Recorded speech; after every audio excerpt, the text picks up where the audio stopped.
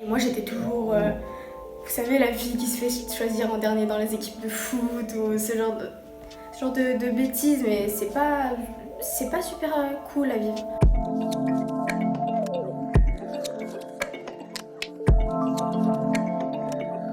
Alors, j'ai passé les premières années de ma vie à Nantes, je suis née là-bas et mon père s'est fait muter donc on est venu sur Grenoble. À partir de là, en fait, de base, j'ai des gros soucis de peau. J'ai de l'eczéma, mais j'en avais énormément et c'était des très très hauts médecins qui me soignaient. Et quand je suis arrivée à Grenoble, je suis arrivée en plein milieu d'année, les enfants, parce que j'étais en petite section, les enfants ils me regardaient un peu bizarre parce que j'étais pas comme eux, j'avais des plaques sur les mains, enfin, j'étais différente en fait. Et donc à partir de là, ils m'acceptaient pas vraiment, j'avais très peu de copines, j'avais des moqueries à répétition, on me donnait des surnoms complètement débiles comme eczéma puant ou enfin des surnoms d'enfants, de bêtises enfantines quoi. Et je me souviens que je m'engueulais avec tout le monde parce que du coup ça me faisait réagir et j'en devenais violente, j'en devenais agressive parce que je comprenais pas qu'on se moque de moi, qu'on m'insulte à longueur de journée, qu'on me mette à l'écart et qu'on me réduise plus bactère. Ça peut paraître débile, mais pour un enfant, se faire mettre à l'écart, c'est très dur. Et ça laisse des marques, même si ça peut paraître inoffensif. On entend tellement autour de nous qu'on n'est qu'une merde, qu'on vaut rien, et qu'on est laide aussi, parce que du coup, ça part de là. C'est dur à vivre. Donc j'ai très mal vécu ce rejet de la part de mes camarades. J'avais un petit groupe de copines, mais j'étais un peu la suiveuse parce que j'avais du mal à me faire accepter. C'était complètement injuste. J'avais pas voulu subir ça. Ce groupe de personnes, c'était particulièrement les garçons quand même, parce qu'ils avaient beaucoup d'influence sur les filles.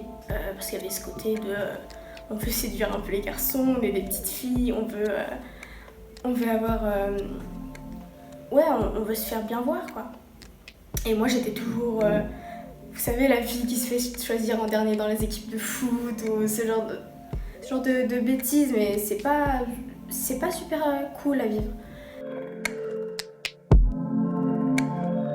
Et ça fait que ça m'a laissé des marques et aujourd'hui, je sais que je suis très dure. C'est-à-dire que j'ai du mal à faire confiance aux gens, j'ai du mal à m'ouvrir aux autres. J'ai mal vécu et je me suis renfermée sur moi-même, mais je me suis créée une sorte de carapace quoi, pour plus qu'on me fasse de mal. Et ces personnes, bizarrement, maintenant, je leur en veux pas. J'essaie de relativiser, de me dire qu'ils se rendaient pas compte de leurs actes. Même si maintenant, quand je les croise dans la rue, ils me reconnaissent. Je sais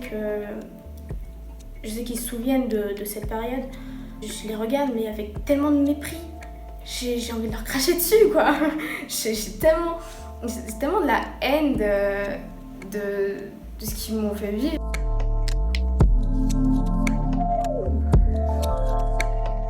Mes parents m'ont envoyée au collège de l'Aigle, qui est un collège privé, et je les remercierai jamais assez parce que ça m'a fait voir d'autres personnes.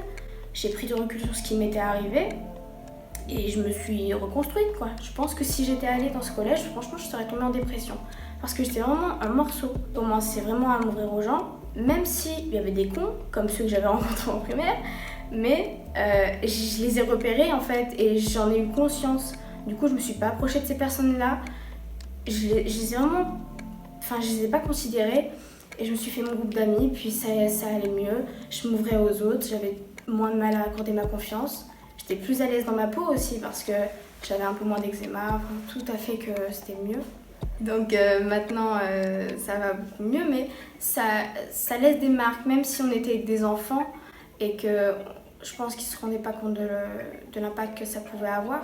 Ça détruit vraiment quelqu'un, ce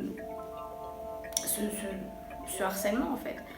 Et c'est quand même une période où on se construit et c'est très important dans la vie d'une petite fille qui se sent rejetée à cause des problèmes dont elle n'est pas coupable.